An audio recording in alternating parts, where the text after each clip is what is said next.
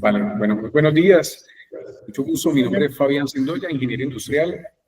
Tengo pues también conocimiento y tengo pues, obviamente, posgrados también en lo que tiene que ver con seguridad y salud del trabajo. Soy bombero y bueno, digamos que tengo varios títulos, pero la idea del día de hoy no son los títulos, sino darles a ustedes la información necesaria para que independientemente de los títulos que tengamos para nosotros o para nuestro equipo de trabajo, esas obligaciones legales que debemos cumplir, pues sean manejadas de la mejor manera y que obviamente a partir de ahí estemos blindados ante cualquier situación legal que nos pueda perjudicar.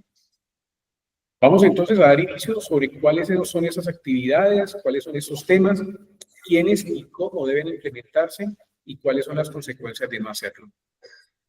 Aquí aprovecho y hago un pequeño paréntesis. SIH Services es la empresa con la cual estoy y obviamente pues es la empresa que también les puede brindar a ustedes todo ese tipo de soporte.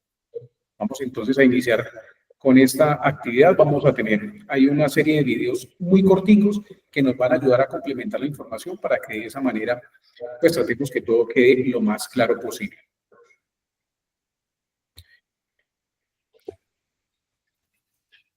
Tenemos entonces las 4 normas que vamos a hablar: el SGSST, PGIRS, Habeas Data y PES. ¿Qué es esto? Pues vamos a empezar de uno en uno y vamos para esto a tener unas intervenciones, como les decía, con unos videos cortos. Vamos a verlo y a partir de ahí pues tenemos esa introducción que nos va a dar el soporte para el tema.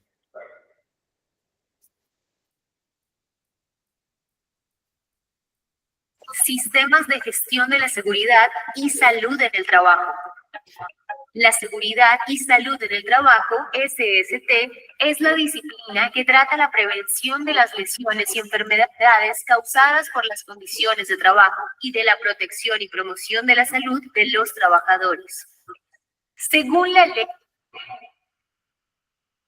1562 de 2012, el Sistema de Gestión de Seguridad y Salud en el Trabajo, SGSST, busca con la participación de varias disciplinas y con el compromiso activo de todos los niveles de la organización, optimizar las condiciones de trabajo y de salud de la población trabajadora, mediante acciones coordinadas de promoción de estilos de trabajo y vidas saludables, la prevención y el control de los factores de riesgos, de manera que faciliten el bienestar de la comunidad laboral y la eficiencia del ministerio, así como también el SGSST busca garantizar que en el lugar de trabajo todos y cada uno de los operarios tengan el conocimiento necesario para realizar las labores.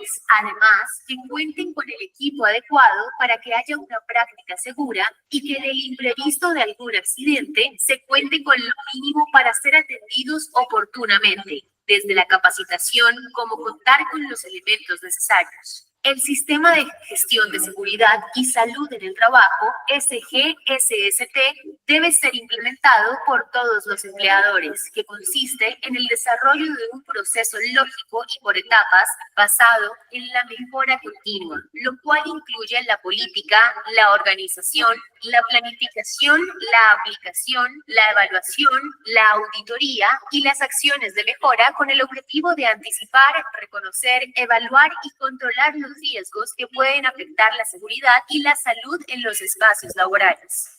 El sistema de gestión aplica a todos los empleados públicos y privados, los trabajadores dependientes e independientes, los trabajadores cooperados, los trabajadores en misión, los contratantes de personal bajo modalidad de contrato civil, comercial o administrativo, las organizaciones de economía solidaria y del sector cooperativo, las empresas de servicios laborales, las agremiaciones o asociaciones que afilien trabajadores independientes.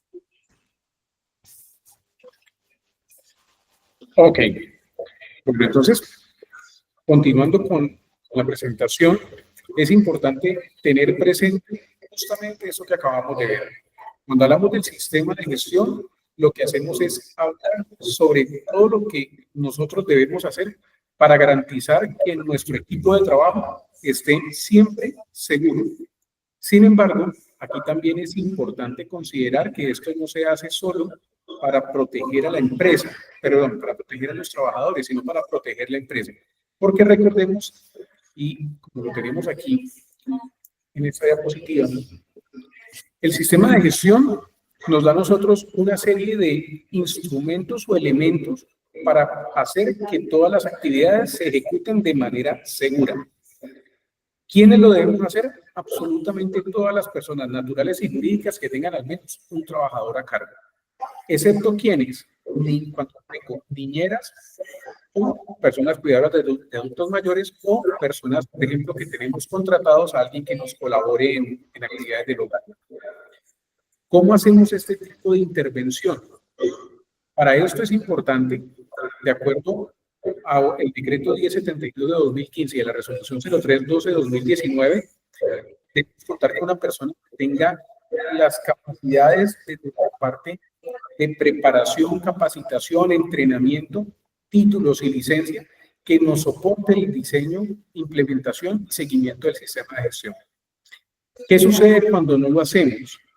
Pues sencillamente cuando no lo hacemos, pues eso puede ir desde sanciones pecuniarias que pueden ir desde los 50 salarios mínimos legales vigentes, incluso en la parte pecuniaria a sanciones de 1.000 salarios mínimos mensuales vigentes o incluso el cierre del establecimiento.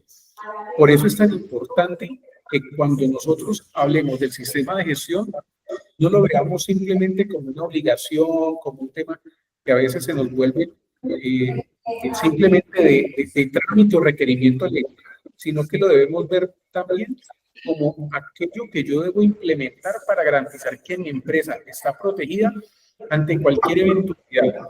Recordemos que una eventualidad puede presentarse en cualquier momento, por eso hablamos generalmente de accidentes. Puede pasar en cualquier momento, en cualquier situación habitual de la empresa, que no, obviamente, no está controlado en ese instante y algo sucede. Es importante, primero, cuando hablemos del sistema de gestión, estamos hablando que es una norma que lleva, en este año, con la ley vigente, vamos a cumplir 10 años, pero no es tarde para empezar a implementar. Segundo, cuando hablamos de una resolución, que es la 03, esa resolución también nos dice que es lo mínimo que yo debo hacer de acuerdo a la cantidad de trabajadores, al nivel de riesgo de la empresa, y eso obviamente nos ayuda a empezar este proceso de implementar el sistema de gestión. Cuando el sistema de gestión empezó, era un tema muy complejo y las empresas pequeñas o empresas multinacionales, todas debían cumplir con los mismos requisitos.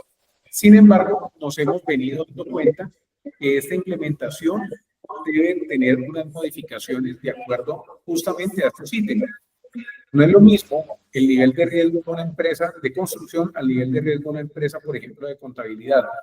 Asimismo, se entendió por parte del Estado, por parte del gobierno y del ministerio, y se han hecho modificaciones. Entonces, es un sistema de gestión que no debe generarnos susto, no debe generarnos temor. Todo lo contrario, es un sistema de gestión que lo que busca es minimizar esos peligros, esos riesgos que tenemos durante el día a día de nuestra empresa y en procura, obviamente, de que nuestro equipo de trabajo y, obviamente, también la empresa tengan más cero todos esos roles que se requieren para que la operación sea lo más tranquila posible. Vimos el sistema de gestión es el primer punto. Vemos ahora el segundo, que es el plan de gestión, el plan de gestión de residuos sólidos, que es el que busca también conocer y saber cómo estamos frente a ese manejo de esos elementos que salen de nuestra operación diaria. Vamos a ver 4 elementos, y aquí aprovecho y hago también un comentario. Vamos a ver 4 ítems. Y por último, vamos a ver entre ellos cómo se relacionan, porque a veces pensamos que uno y otro van todos por separados, pero debemos entender que ellos siempre van a estar articulados. ¿Cuándo nosotros debemos implementar el plan de gestión integral de residuos sólidos? Pues primero, debemos conocer que esto no es un invento de las secretarías de salud, de la Secretaría de Ambiente de las diferentes ciudades, sino que esto viene de un decreto nacional, decreto 1713 de 2002. Que son lo que nos dice este decreto, que es que debemos nosotros día a día a nivel nacional hacer una serie de controles para buscar el mejor manejo posible de esos elementos de desecho que salen de nuestra operación. ¿Quiénes deben ejecutarlo? Los grandes generadores de residuos, entidades públicas, instituciones educativas, establecimientos comerciales y de servicios, desarrollos multifamiliares y grandes generadores de residuos orgánicos. ¿Quiénes hacen parte, por ejemplo, de los establecimientos comerciales y de servicio? Tienen un manejo adicional a lo que establece esta norma. Por ejemplo, las clínicas, hospitales, centros de atención médica en general, ya sea para personas o para mascotas. Esos establecimientos requieren no solamente hacer un manejo de residuos sólidos general, sino que también deben hacer un manejo de residuos especiales o de alto riesgo. Para esto, ¿qué es importante tener en cuenta y considerar? Primero, que a nivel nacional debemos hacer unos reportes semestrales de estos avances. Esos reportes semestrales es importante que los tengamos presente, que se presentan en enero y en julio de cada año. ¿Eso con qué fin? De saber cómo estamos frente al periodo anterior en ese manejo que estamos dando esos residuos. A veces me preguntan, por ejemplo, ¿qué sucede si yo produzco mucho cartón, mucho papel, mucho residuo plástico y eso yo lo estoy vendiendo? Resulta que lo que nos dice el Plan de Gestión Integral de Residuos Sólidos es: usted no puede beneficiarse financieramente de esto. Usted debe entregar a unas organizaciones de recicladores de oficio, que ellos lo que hacen a su vez es recogen ese material, lo procesan y lo entregan para nuevamente ingresarlo a la cadena productiva. Ellos, ¿por qué no nos pagan la recolección de este dinero, de este recurso? Primero, porque normativamente no podemos venderlo. Segundo, porque ellos tampoco lo pueden comprar. Y tercero, porque con eso lo que hacemos es evitar pagar para que vengan y recolecten esos residuos aprovechables. Evitamos también una contaminación a los sitios donde tenemos, por ejemplo, disposición de residuos finales. Y tercero, porque con ese dinero estamos promoviendo que haya una generación de un empleo a ese equipo de personas que hacen esa recolección y ese tratamiento de esos residuos. Entonces, aquí lo vemos también, no solamente por un manejo responsable ambiental, sino por un manejo que le damos a esos residuos para aprovechar un grupo de personas que se beneficien financieramente de esto, para garantizar unos trabajos a ese equipo que viene a hacer esa labor. ¿Cómo lo hacemos? ¿Cómo lo implementamos nosotros dentro de nuestras empresas?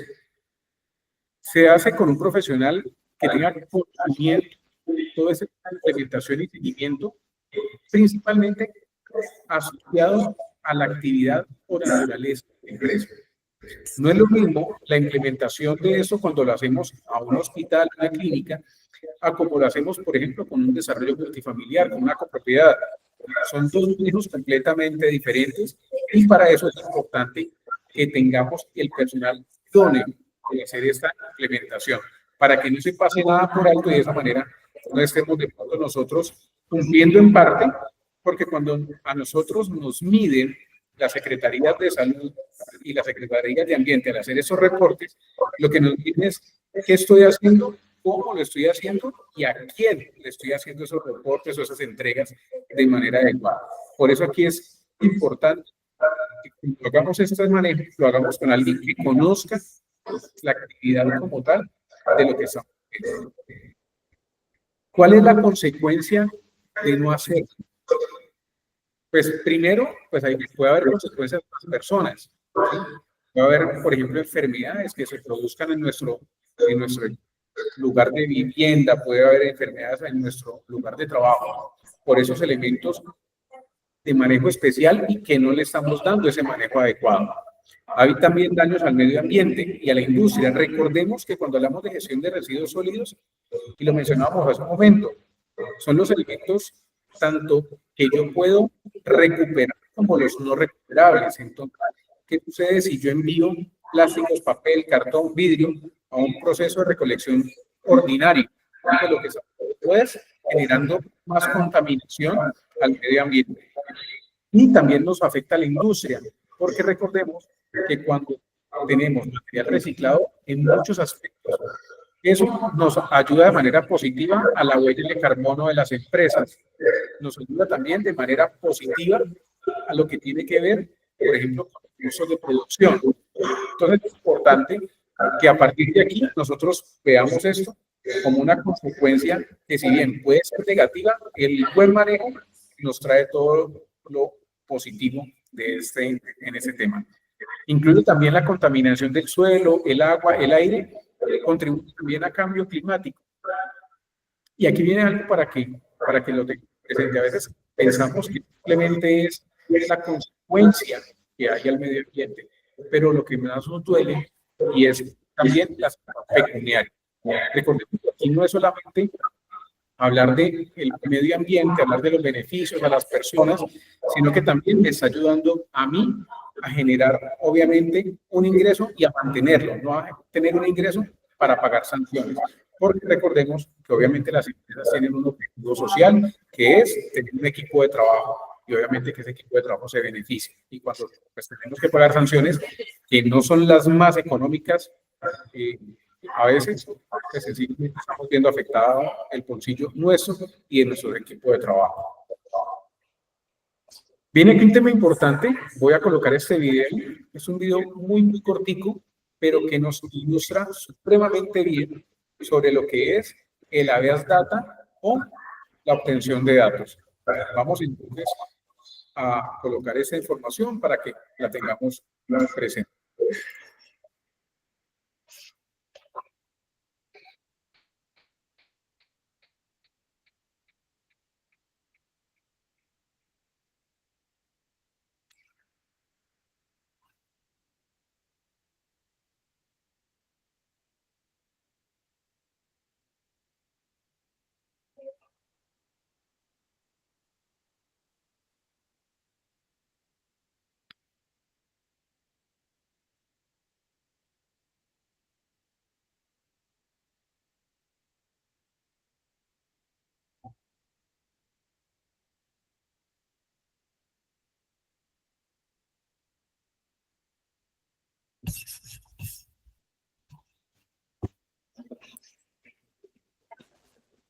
Fabián, yo no estoy escuchando.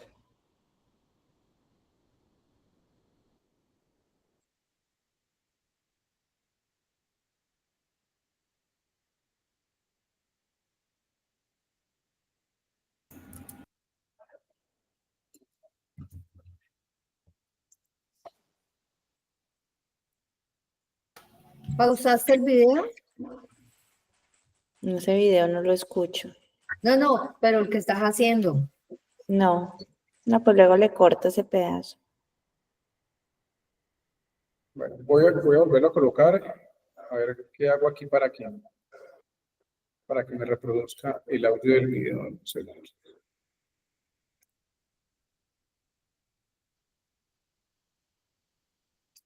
¿Tú escuchas, Luisa, el audio del video? ¿Cierto que no? El otro sí se escuchaba.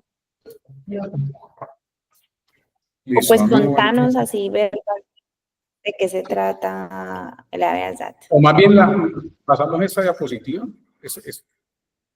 Listo. Cuando hablamos de habeas data, estamos hablando desde la parte constitucional que tenemos un derecho sobre el manejo que hagamos de toda la información. Resulta que a veces pensamos que la habeas data es algo complejo y que es algo difícil y que es algo muy abstracto y que solamente empresas grandes o las empresas del Estado son quienes deben cumplirlo. Sin embargo, es un derecho que permite a nosotros como usuarios poder saber qué información tienen de nosotros, poder actualizarla, rectificarla y de esa manera también saber y poder controlar esos datos que tienen y cómo se usan o cómo no pueden usarse. Es importante tener en cuenta que esto lo establece, es una ley estatutaria. A diferencia de los decretos, la ley estatutaria está en un nivel por encima. ¿Qué quiere decir esto?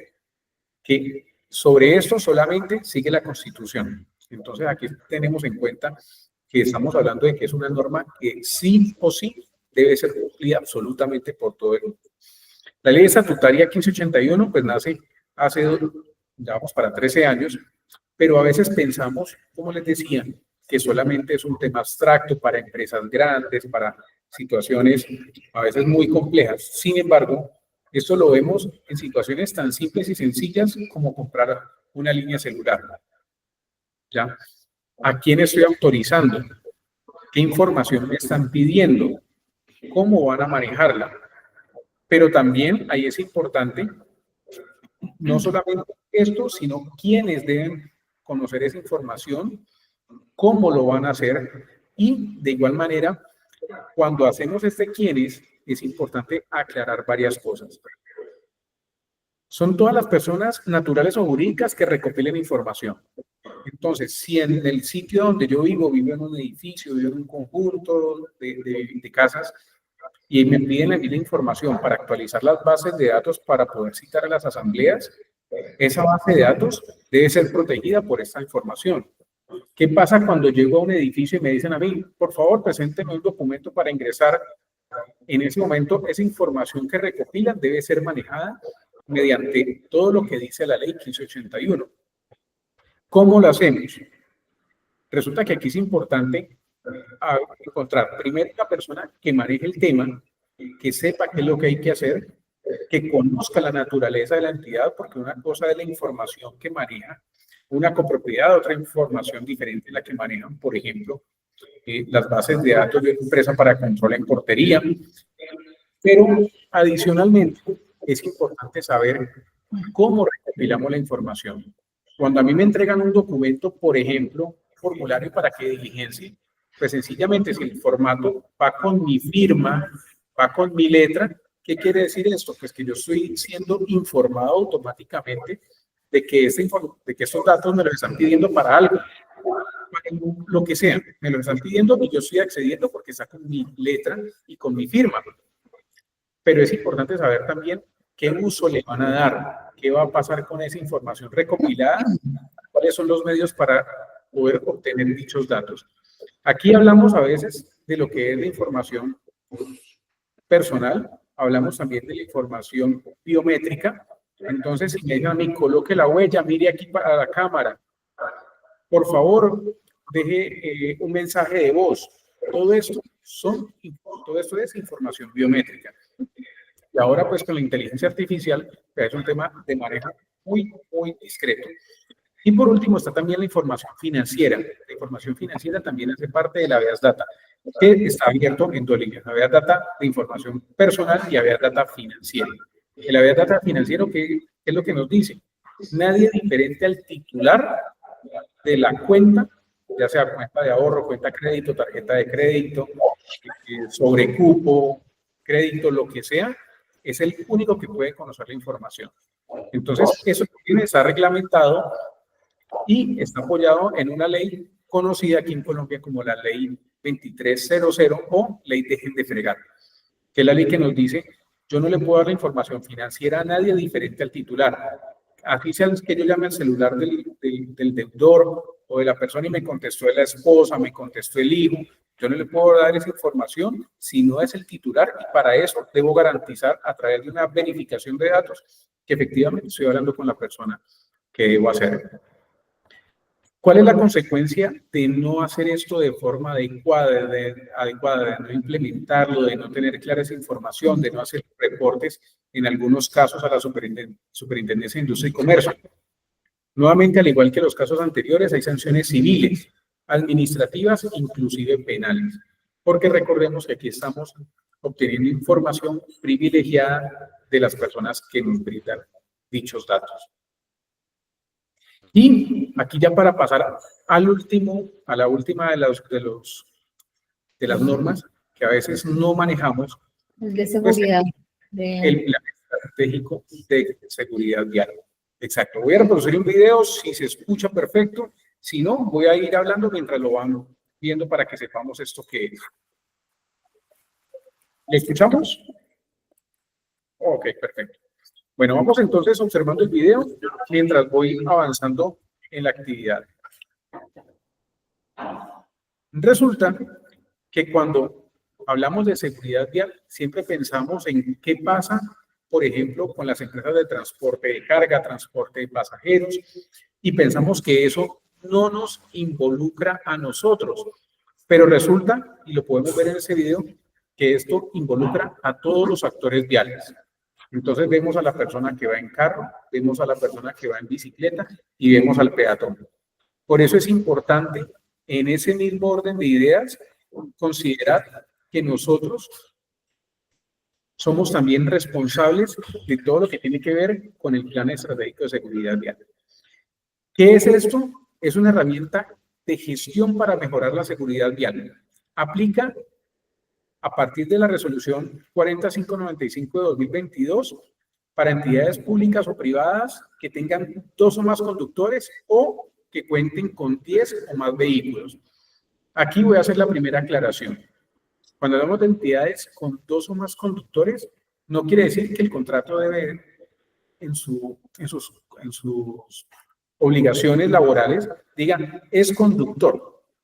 El mensajero, pues es conductor. El gerente comercial es conductor porque él muy seguramente va en su vehículo a visitar clientes. Muy seguramente todo el equipo de ventas es conductor porque van en un medio de transporte, muchas veces propio, a hacer una actividad comercial. De esa misma manera, debo entender que al menos si 2 personas cumplen con la actividad de conducción y esa conducción beneficia a la empresa, ahí tengo ya 2 personas que cumplen con ese requisito y debo implementar el Plan Estratégico de Seguridad Vial. De otra manera, debo también implementarlo cuando cuento con 10 o más vehículos. Esos vehículos, al igual que en el ejemplo anterior, pueden ser de la empresa propios, pueden estar por alguna figura financiera, por ejemplo, un tipo leasing, pero los tengo para uso propio o los tengo alquilados o vinculados en este tema. Es decir, por ejemplo, los colegios, las instituciones educativas, si tienen un convenio con una empresa para que les preste transporte escolar, ese colegio debe implementar el Plan Estratégico de Seguridad Vial, aunque la empresa de transporte escolar lo tenga implementado. ¿Cómo lo hacemos? Aquí viene un tema también muy interesante y es que el Plan Estratégico de Seguridad Vial debe estar articulado con la persona que está implementando el sistema de gestión de seguridad y salud en el trabajo, porque este es anexo al sistema de gestión de seguridad y salud en el trabajo. Entonces, aquí vemos que esto no va solito, sino que va de la mano de otra de las normas que vimos hace un momento. ¿Qué pasa y cuál es la consecuencia de no tener esto de manera adecuada, de manera articulada y trabajando y funcionando de manera adecuada? Sencillamente puede llevar, al igual que en los 3 casos anteriores, a sanciones estipuladas por la ley. Sin embargo, créanme, y apoyado en el video, que ese es el método de riesgos. ¿Sí? Como dice uno, lo de plata se soluciona con plata, pero ¿qué pasa si al finalizar el día usted no llega a su casa porque lo atropelló un vehículo? O peor aún, ¿qué sucede si usted no llega a su casa porque en el vehículo de la empresa tuvo un accidente sencillamente por un mal mantenimiento, por una mala operación del vehículo?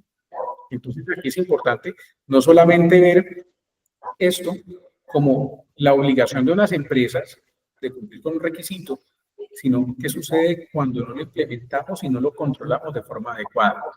Recordemos que todas esas normas están diseñadas para poder ver cómo nosotros, al iniciar el día, llegamos de una manera a nuestro lugar de trabajo, a nuestra vivienda o al lugar donde estemos, y al finalizar el día estemos de la misma manera o mejor. ¿Cuáles son entonces las conclusiones? En seguridad y salud en el trabajo, todas las empresas deben implementarlo cuando tengan al menos un trabajador a cargo. Empresas o personas naturales que tengan al menos un trabajador a cargo. Segundo, cuando hablamos del PEGIRS o Plan de Gestión Integral de Residuos Sólidos, es importante que tengamos presente que quien debe implementarlo son los grandes generadores.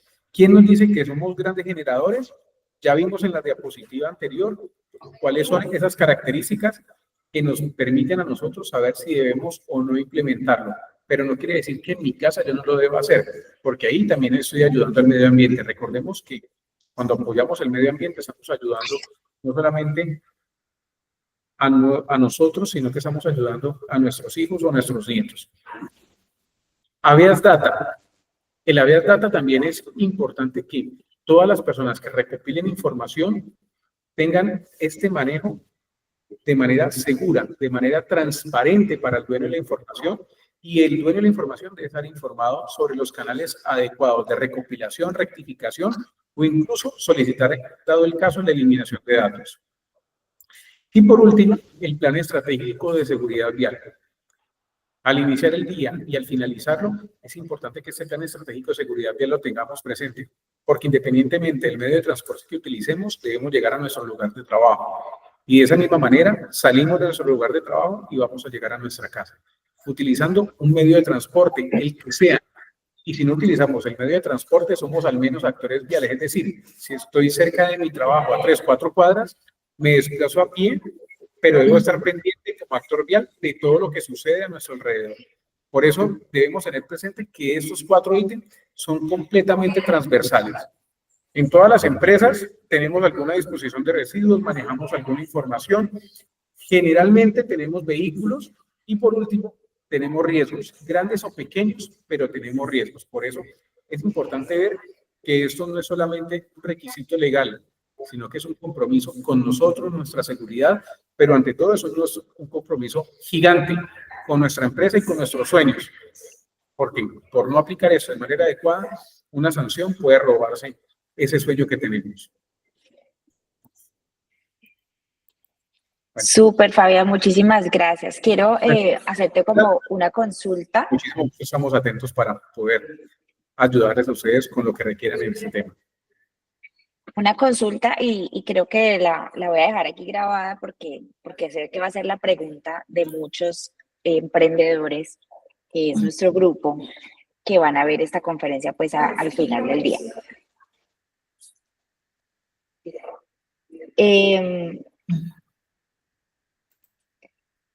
Quiero que te vuelvas a la diapositiva inicial donde están los 4 puntos y te voy a hacer una consulta de cada uno desde mi punto de vista como emprendedor.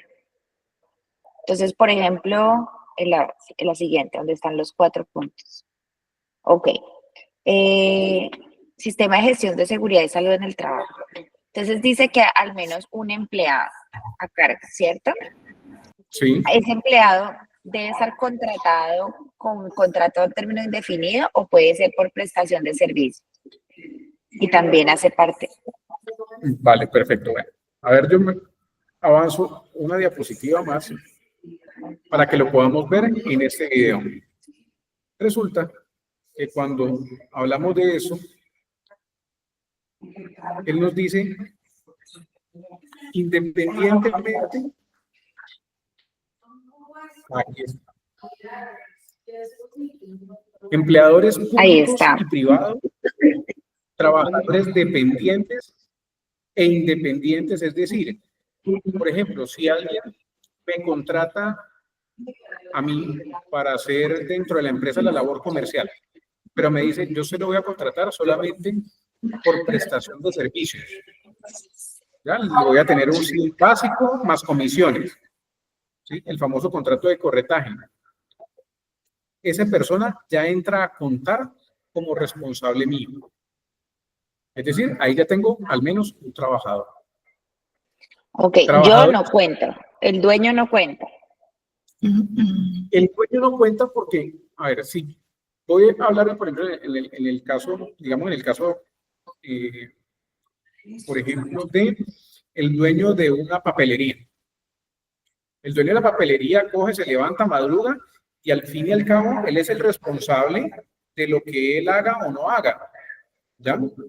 En ese sentido, yo no estoy colocando a nadie en riesgo con el trabajo. Pero en el momento en que ese dueño del local ve que se le está agrandando el negocio y decide abrir otra papelería en el barrio de al lado, en ese momento, cuando él contrata a otra persona, ya debe implementar el sistema de gestión. Ok, porque ella se- entonces todos los que están en el grupo, que son consultores independientes, que trabajan desde su casa, que prestan contratos de consultoría a otras empresas grandes y no tienen nadie que les ayude con nada, ellos no les aplica nada de lo que vimos hoy. en este caso, para ellos no aplicaría. Listo. Ahora, si yo, por ejemplo, tengo Linskin y yo no tengo empleados, pero yo contrato una impulsadora todos los sábados y le pago solo ese día, yo tengo que hacer un plan de gestión de salud y seguridad del trabajo para esa impulsadora que solo le pago el día de trabajo.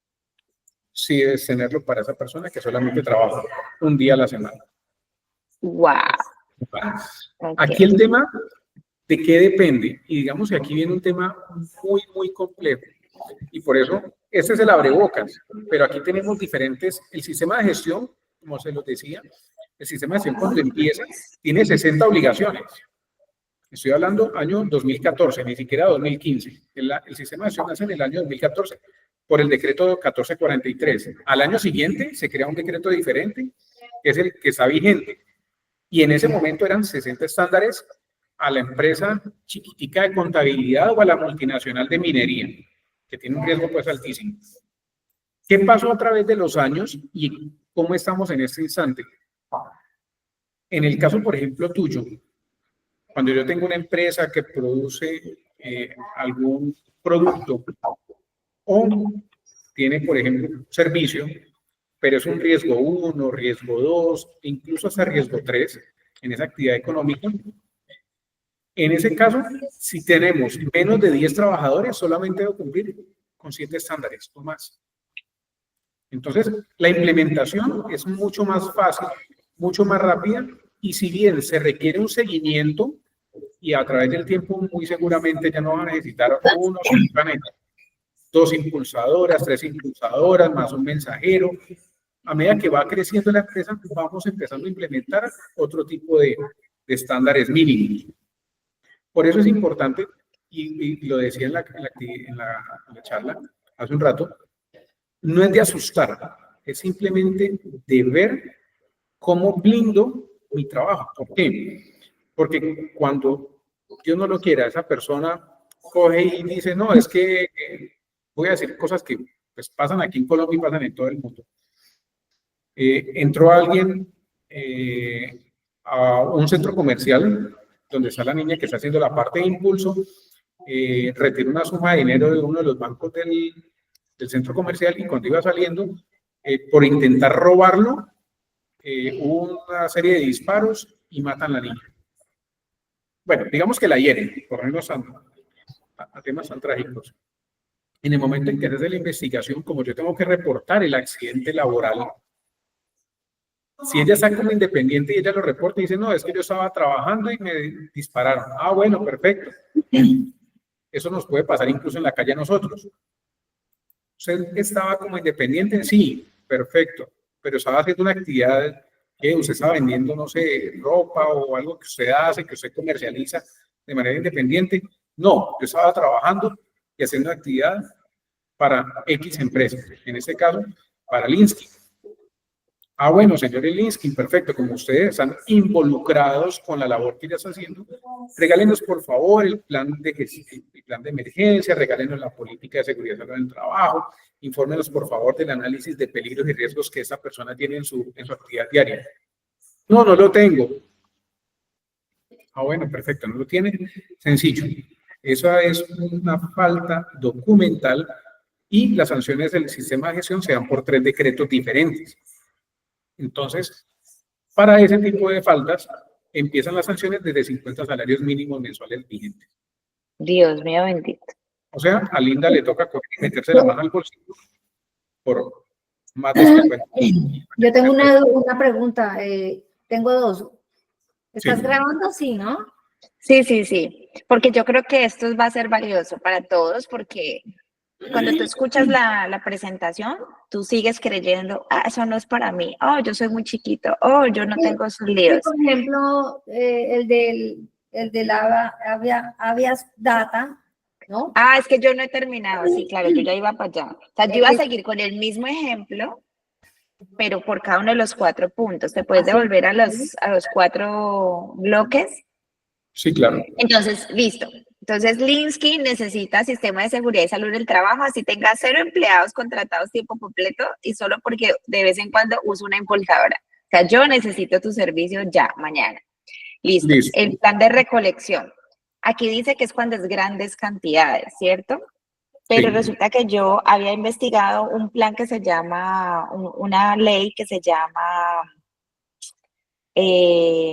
plan de envases, de recolección de envases y empaques, o sea, ya solamente envases y empaques, resolución 1407 de 2018 y 1342 de 2020, dice que yo Sí. tengo que pagarle a un colectivo que me recoja todo eso supuestamente, según la cantidad de envases que yo no los fabrico porque yo maquilo, pero esos envases tienen mi nombre y están allá, fueron, digamos, desechados con mi marca. Entonces se supone que yo tengo que pagarle a una empresa que recoja supuestamente esos envases a final de año de acuerdo a las toneladas que yo vendí. Yo no lo he hecho porque cuando lo fui a averiguar, pues era carísimo. O sea, y el mínimo eran yo no sé cuántas 1000 toneladas y yo ni siquiera cubría el 0,1% de ese mínimo de toneladas. Pero entonces queda uno como, ¿será que lo hago? ¿Será que no lo hago? Ahí te dejo la pregunta. Tercera pregunta, habeas data. Yo tengo la política de tratamiento de datos en la página web. Se supone que cuando alguien me compra online y me deja su cédula, me deja sus datos personales, su dirección, y yo le digo allí que me está autorizando de una vez a que yo le mande publicidad, a que yo le mande promociones, Listo. ¿Tengo que hacer algo más con eso o simplemente dejar los datos ahí guardados y no utilizarlos para nada más, no regalárselos a nadie, no regalarle la base de datos a una amiga?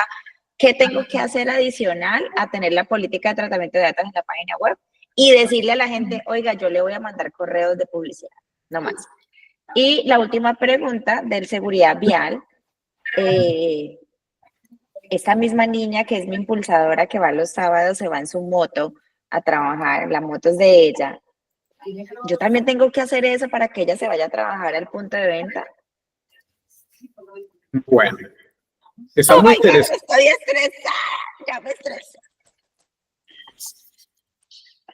No, pero se nota el nivel de estrés con esa sonrisa, ¿no? Mira, vamos Nerviosa, entonces, sonrisa nerviosa. sí, por eso. Listo, vamos uno a uno. Cuando me hablas de la ley de recolección de envases, etcétera, es una resolución ya con algunos años, ¿no? Estamos hablando del año 2018 y la 1342 es de 2020, si mal no estoy. Cuando hablamos de eso, estamos hablando que son normas viejas, en el sentido de que en Colombia todos los días salen normas nuevas. La norma vigente, ¿qué nos dice? Si yo soy un productor de buena cantidad de elementos, pues sencillamente hago un convenio con una asociación de recicladores de oficio y ellos van, me recolectan los envases y me dan a mí un certificado de disposición final. Con eso, ni yo les pago, ni ellos me pagan. ¿Sí? Porque esa es la otra. Cuando tú me dices, no, es que me están pidiendo una cantidad de X, Y, Z de toneladas, pues yo lo que te digo es, pues linda, eso no te preocupes, yo voy, te recojo eso, te doy un certificado y cuando yo como reciclador de oficio haga la recolección y te entregue aquel certificado, ya con eso tú validas que estás haciendo el tratamiento adecuado. No solamente te estás ahorrando ese, sino que, por ejemplo, voy a decir cualquier cosa, por tonelada, ¿qué te pueden decir? Te cobramos por tonelada 250.000 pesos para darle disposición final.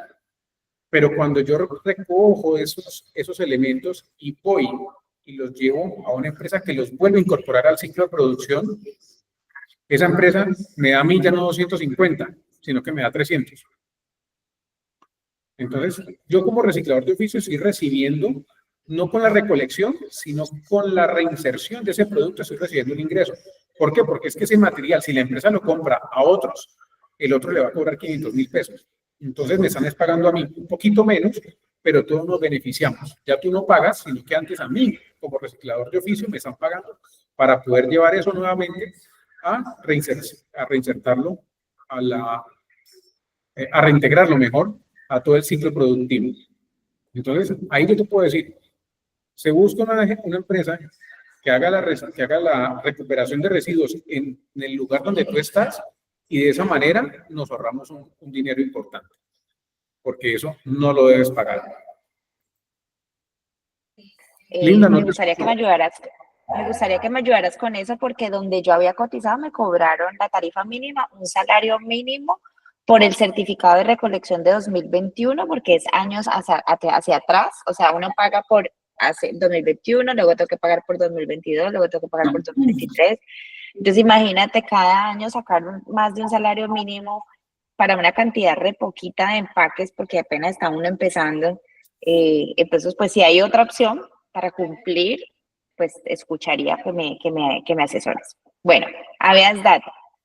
Yo tengo una duda Dale, de eso que acaban de decir y es,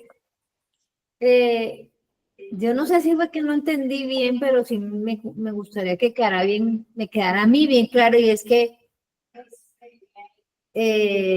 Linda comercializa este producto y si yo le compré uno de esos productos a la asesora de ella o el donde lo venden, pues, y yo ya lo usé y lo voy a botar, ¿ella lo tiene que recoger?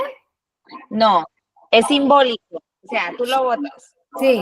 Y yo le pago a una empresa supuestamente que simbólicamente, porque no va a ir a buscar el envase de Linsky, recoja la misma cantidad de toneladas de cualquier otros plásticos ahí cualquiera y yo ya cumpla como con que el planeta está mejor porque lo que yo vendí y dispuse y tiré, otra empresa está recogiendo la misma cantidad de toneladas en cualquier otro plástico de cualquier otra persona y yo pago por ese certificado de, ya me recogieron las toneladas que yo tiré al ambiente. Pero entonces, no es que vayan a buscar el café. Entonces, yo tengo con respecto a eso que me acabas de, gracias por explicar eso. Es lo que acabo de decir, Fabián, ¿cierto? El esposo de mi hija tiene una empresa de plásticos, de recipientes plásticos, como los que uno utiliza para guardar las cosas en la nevera, las frutas, las verduras, ¿no? ¿Termoformadas? ¿Ah? ¿Termoformados? ¿Plásticos rígidos termoformados? Sí, o sea, ahorita te muestro uno que yo tengo toda la nevera llena de eso. Entonces resulta ser que sí, son de esos que uno compra pues en el Éxito, en cualquier parte, y ahí guarda las verduras, bueno, el arroz para el otro día, bueno. Entonces resulta ser que él también debería pagar ese costo simbólico para la gente que... El de él sí no es simbólico, porque él sí genera residuo ahí en la fábrica. Es que yo no tengo fábrica. Sí. Yo maquilo, entonces el maquilador sí tiene, o la fábrica que sí genera el scrap y los residuos y todo lo que sale del día a día, tiene que pagar quien le recoja todo eso. No, sí, él tiene un plan de esas vainas, de todas maneras, pues voy a verificar con mi hija. Eso es como para los comercializadores, los dueños de marcas, los que usamos material de empaque, cajas. Bueno, ahora que no estemos grabando, nos digo una cosa que pienso de eso. Sigamos. Que ahora que no nos estemos grabando, digo algo que pienso respecto de eso. Bueno. Vale, claro que sí. Bueno, entonces, Linda me preguntaba qué pasa con la política de tratamiento de datos personales en la página web y utilizo esa información para uso comercial. Pues sin la política, y cuando yo recopilé la información, yo le dije, voy a recopilar esta información, Z datos, y le voy a dar este uso, y entre los usos es enviar la información comercial de promociones, etcétera. Estoy haciendo lo correcto, ¿sí? Cosa diferente que es con respecto al tema de habeas data.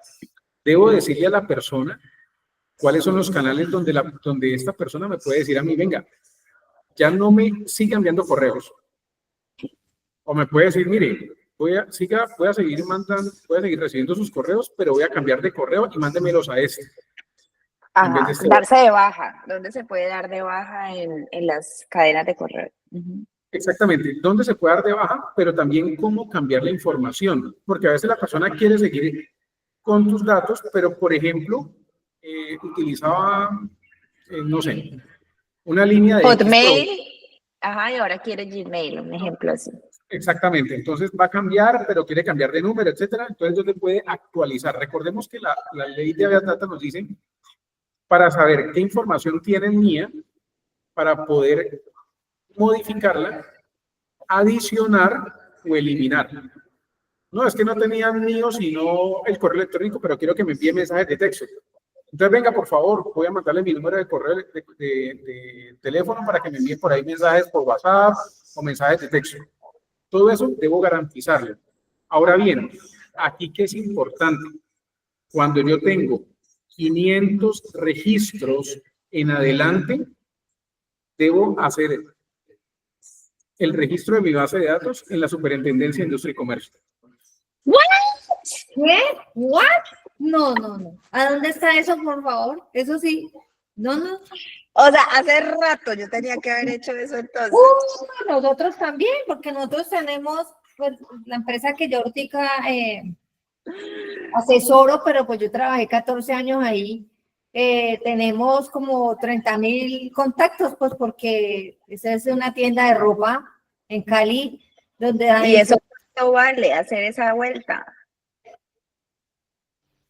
¿Eso es fácil? ¿Se hace uno solito monta la base de datos o cómo se hace eso? Sí, no es un tema muy complejo. No, no es lo complejo, sino que, uy, no. Listo, venga, voy a aprovechar aquí. Otra tarea más que tenemos que hacer. Ahora digo lo que pienso respecto a eso también.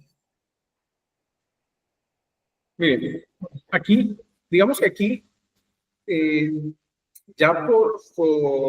No, ahí yo interrumpo y hago una propaganda y es, no saben todos los que no estuvieron en la reunión, en la capacitación, la importancia de esta capacitación. Sí, es un tema bien complejo. Uno cumple con dar el espacio. Sí, sí. Pero bueno, aquí vamos a tranquilizarlas un poquito ustedes. No, yo ya estoy en shock, ya estoy traumatizada. Yo también, A yo ver. también. Tengo en 1000 tareas, con esta charla tengo en 1000 tareas. Bueno, Miren, seguí, Fabián. Dale. Para esto es importante considerar no solamente la cantidad de datos o de registros, sino que también está asociado, digamos, en VT, cuál es el capital que tiene la empresa. ¿Sí? Entonces, por ejemplo, si mi capital empresarial es de 1000 VT, así yo tenga 2000 registros, yo no debo hacerlo. Ah, ok. Si Digamos usted que tiene 1000 registros pero no factura nada, está bien. teóricamente sí. Pero en capital, ¿cuál capital? ¿El que le reportas a la Cámara de Comercio cada año o cuál capital? ¿O facturas? O sea, No, ¿cuál aquí capital? estamos hablando capital representado en activos. O sea, y cuando renuevas la Cámara de Comercio que te preguntan cuál es tu capital de tu empresa, el número que hayas puesto allí. ¿Cuánto está la Exactamente. VT ahorita? Hacernos la conversión ahí rápido. O sea, una Listo, empresa en que ese tenga momento sí. mínimo, ¿cuánto? En VT que tenga mínimo, a ver, vamos a ver aquí. Sí.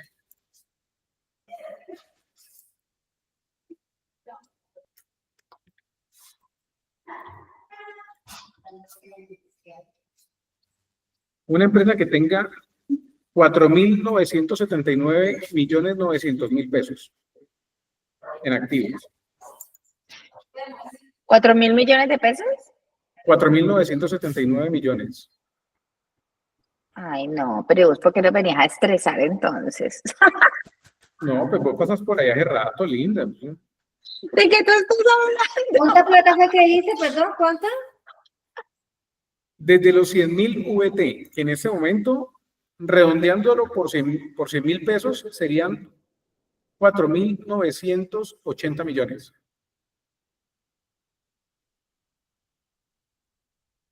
Estoy, Sí, no. ya, me relajé con una, ya me relajé con una. Sí, bueno. Ahí ya por lo menos puede respirar tranquila Todavía con no una tengo de 4.000 millones de pesos. 480 mil millones de pesos aproximadamente. 4.980 millones. ¿Sí? Ya. Bueno, Bueno, entonces, aquí, ¿por qué es importante eso? Se los digo, miren, hay empresas, caso de una empresa que conozco, que está ubicada en Jumbo. El capital de ellos, bueno, hace unos 3 años, 4 años, cuando estaba la situación compleja, el capital de ellos podía estar alrededor de los 15.000 millones. ¿Ya? Pero, no, ¿eso para qué? Eso no es necesario. Nosotros aquí solamente tenemos como 800, tantas empresas que hay en el país que van a venir a molestar. Pues sencillamente, por un manejo inadecuado, llamaron a alguien que, digamos, llamaron a cobrarle de manera inadecuada, la persona se enojó y lo que hizo fue poner el grito en el cielo, mire que es que me están llamando a la Superintendencia de Industria y Comercio, miren es que me están llamando y yo no he dicho a mí que me llamen, pero mis datos yo no sé por qué los cogieron para llamarme, si es el representante legal de la empresa y mis datos pues no son del área contable ni del área financiera, yo con ellos lo que hago es simplemente el jefe de compras de aquí va y les compra al comercial de allá, es otra empresa. Trascendió a tal punto que en ese momento, hace 4 años, 4 o 5 años, le colocaron una sanción de 500 salarios mínimos mensuales legales vigentes. Que así la empresa esté muy bien, pues 500 salarios es un número importante. ¿Y todo por qué? Por dar uso inadecuado a una base de datos. ¿Por qué? Porque ellos no lo habían registrado. Si ellos hubieran registrado que en algún momento, dentro de la información que se recopilaba, habían colocado nombre del representante legal, número celular, si ellos hubieran registrado esa base de datos, no les habían colocado problema, porque la dificultad fue no registrar la información de la base de datos. No fue ni siquiera O sea hacer que, Fabián, cuando uno descarga las bases de datos de la Cámara de Comercio, que a uno por renovar la Cámara de Comercio cada año, a veces le dan esa opción de entrar al RUES y descargar las bases de datos de las empresas para uno hacer campañas de correo masivo. Tú estás incumpliendo allí, o sea, tú no conoces a esa gente, tú descargaste la base de datos de tu público objetivo y empiezas a mandar correos a ver a quién le cuaja y a quién le gusta.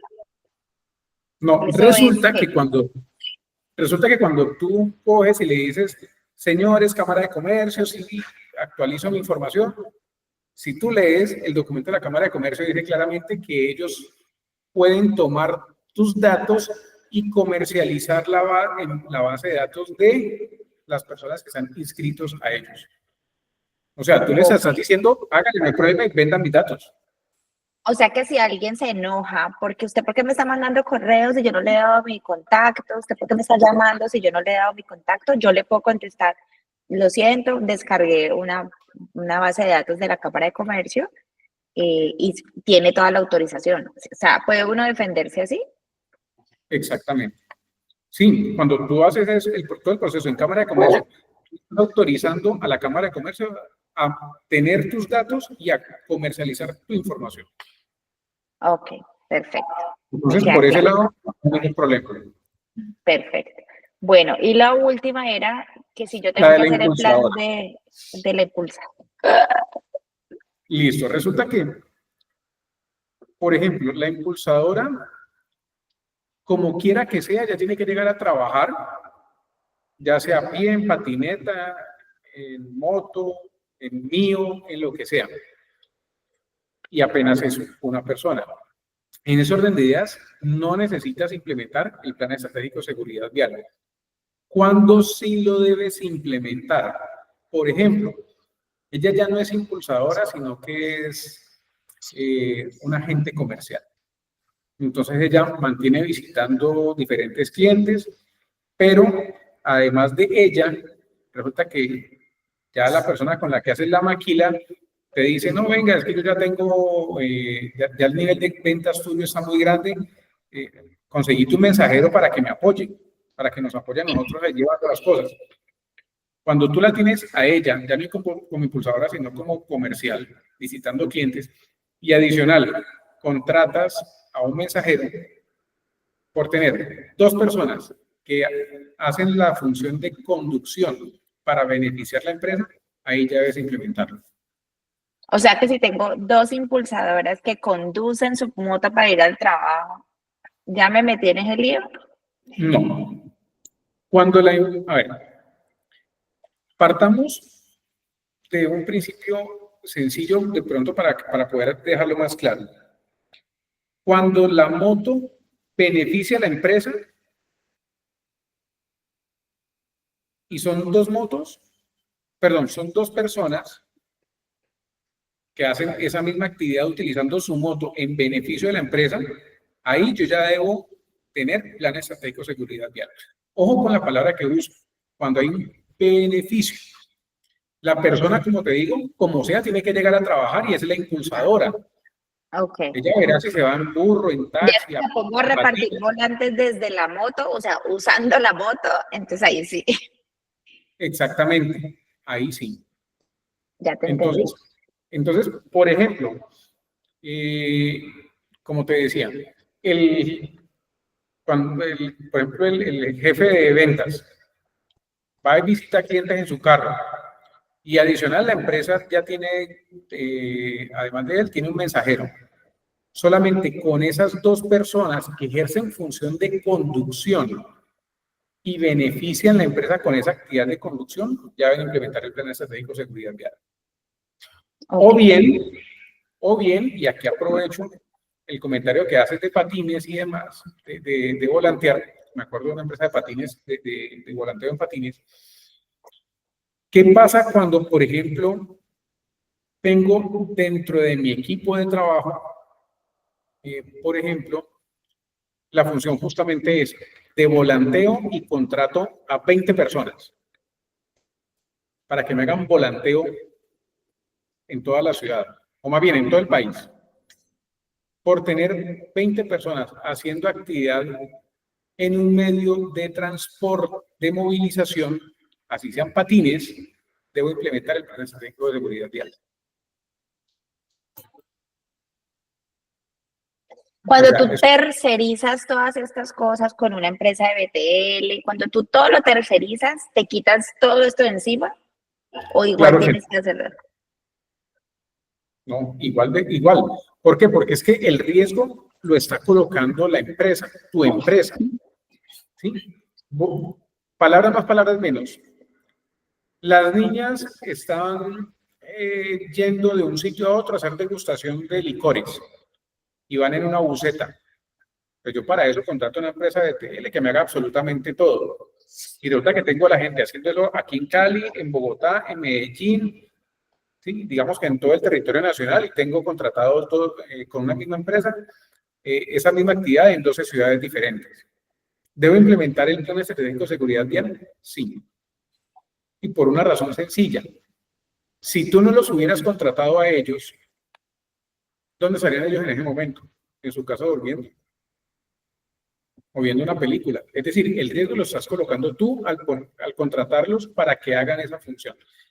A veces es lo complicado de poder hacer que las personas vean en el fondo de la parte legal, de la parte normativa. A veces piensan, y te lo digo por ejemplo con el tema del transporte escolar, ¿sí? Hay colegios acá en el sur, tú bien lo sabes, que dicen, no, yo voy y compro los buses, y el mismo colegio es el que tiene 30 rutas y vehículos propios, etcétera.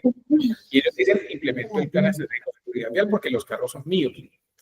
¿Y qué pasa cuando yo tengo 12 busetas o 15 busetas a través de un contrato comercial con una empresa de transporte?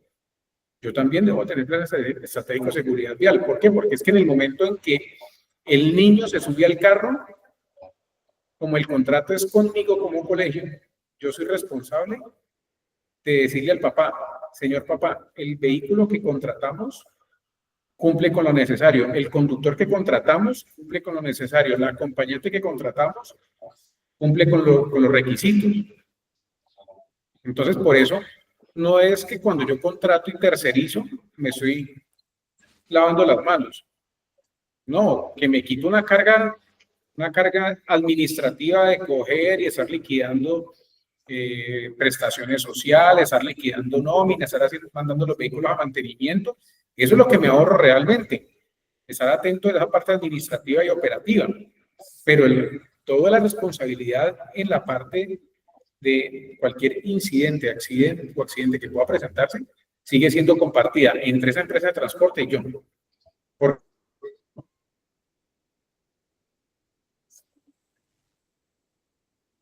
Hola, te bloqueaste.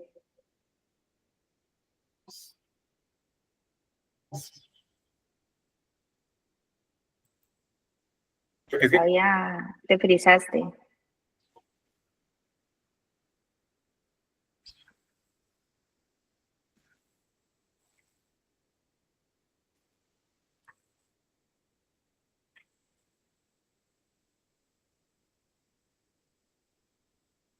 Bueno, voy a dejar de grabar aquí entonces mientras Fabián se recupera. Yo creo que ya vimos pues como toda la presentación, vimos todas nuestras preguntas y nuestros ejemplos, entonces pues voy a cerrar hasta aquí la grabación. Igual ahí van a tener en la presentación los datos de Fabián y la forma de contactarlo para que lo puedan contratar como consejero para que les haga todos los planes. Ah, ¿ya regresaste? Estaba haciendo como el cierre para ya dejar la grabación hasta aquí. Muchas gracias, Fabián, por toda la información. Yo creo que es súper valioso pues todos los ejemplos y las preguntas que hicimos. Y despídete para cerrar la sesión con tus datos de contacto y que ya podamos pasar a comentarios posteriores. Vale, claro que sí. Bueno, voy entonces, pues primero agradecerles el tiempo, la disposición, la disponibilidad, porque esto no es beneficio mío, ¿sí? Es beneficio de todo el equipo de trabajo que tenemos a cargo nuestro. Recordemos que las obligaciones legales no son para asustarnos, sino para verlas desde la óptica de que esto lo que hace es ayudarme a mejorar mis procesos, mis procedimientos, a blindar mi empresa ante cualquier situación legal. Y por último, tengamos también muy presente que todo lo que nosotros hacemos debe estar amarrado a la ley. Así no nos guste, debe estar amarrado a la ley por una razón simple y sencilla. Y es que cuando yo hago las cosas de manera adecuada, eso también es mi carta de presentación. Cuando yo presento mis estándares mínimos del ministerio y un cliente me lo pide, y yo pueda decir, miren, yo reporté mis estándares mínimos a la ARL, reporté mis estándares mínimos al ministerio, quiere decir que yo soy una persona ordenada. Cuando yo le digo, mire el certificado de presentación de los indicadores del Plan de Gestión Integral de Residuos Sólidos, ¿qué estoy diciéndole? Yo soy responsable con el medio ambiente y es un tema importante. ¿Qué pasa si el dueño de la empresa, voy a meterme aquí en un tema complejo, qué pasa si el dueño de la empresa es vegano? Y yo le digo, mire, estoy ayudando a cuidar el planeta desde una óptica diferente a la que usted lo hace, pero mire, también soy responsable con el medio ambiente, así como usted lo hace.